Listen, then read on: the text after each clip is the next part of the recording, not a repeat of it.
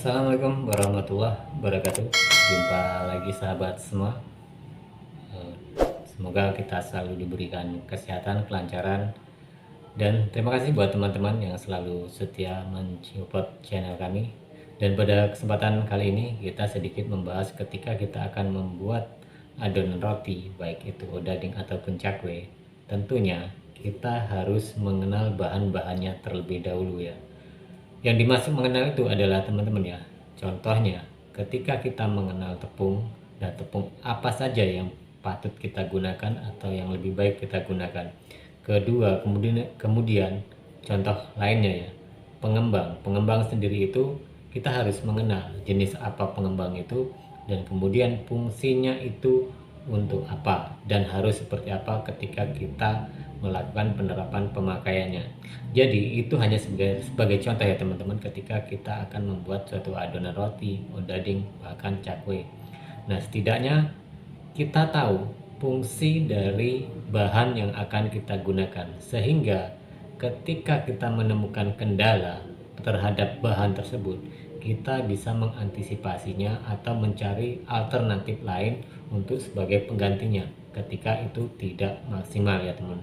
Jadi ini pokok buat kita semua ya teman-teman, mengenali bahan dasar yang akan kita gunakan ketika kita membuat adonan roti, odading ataupun cakwe.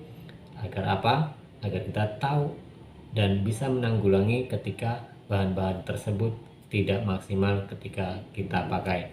Nah teman-teman, dalam suatu usaha tentunya untuk membuat adonan sendiri, hal ini sangat penting dan sangat pokok, terutama tadi ya yang kita sebutkan adalah bahan-bahan pokok, karena di sini ketika kita berbicara masalah kuliner tentunya di kue dan roti itu kan banyak sekali bahan-bahan yang kita butuhkan, dan bahan-bahan pun kadang-kadang mirip-mirip ataupun satu produk seperti produk yang sama tetapi dengan brand yang berbeda-beda.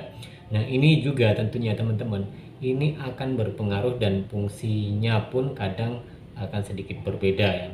Apalagi ketika kita menggunakan, kadang-kadang kita menggunakan merek A, merek B. Nah pada produk yang sama kadang-kadang ini pun akan mempengaruhi dan mengurangi suatu kadar ataupun bahan yang kita gunakan lainnya itu akan berpengaruh terhadap bahan-bahan tertentu. Jadinya kita harus lebih jeli dan hati-hati. Nah jadi hal-hal ini ya teman-teman tentunya bisa menjadi suatu percobaan kita ataupun suatu menguatkan kita agar apa yang kita bikin nantinya, apa yang kita buat nantinya, bahan-bahan yang kita buat ataupun adonan yang akan kita buat, kita bisa mengenali terlebih dahulu. Jadi itu ya teman-teman, salah satu kunci agar bagaimana caranya ketika kita membuat adonan baik itu kue, roti ataupun odading dan cakwe, itu kita setidaknya mengenal terlebih dahulu bahan-bahan yang kita gunakan sebelum kita pakai, sehingga antisipasi ketika bahan tersebut tidak ada ataupun ketika kita gagal, kita tahu hasil yang diperoleh dari bahan-bahan tersebut itu baik itu berhasil ataupun mengalami kendala, sehingga kita nantinya ketika kita membuat lagi berikutnya itu tahu kendala yang kita peroleh kemarin ataupun kendala yang kita dapatkan pada saat kita membuat adonan, sehingga kedepannya lebih baik ketika kita membuat adonan tersebut. Jadi seperti itu ya teman-teman semua. Jadi sekali lagi saya ucapkan terima kasih kepada teman-teman semua, dan kepada teman-teman yang baru bergabung di channel kami, terima kasih banyak, dan kami mohon untuk memberikan support dukungannya dengan cara memberi subscribe, like, komen bila ada masukan. Dan ini salah satu sharing kita tentang usaha terutama di odading dan cakwe ya. Kami selaku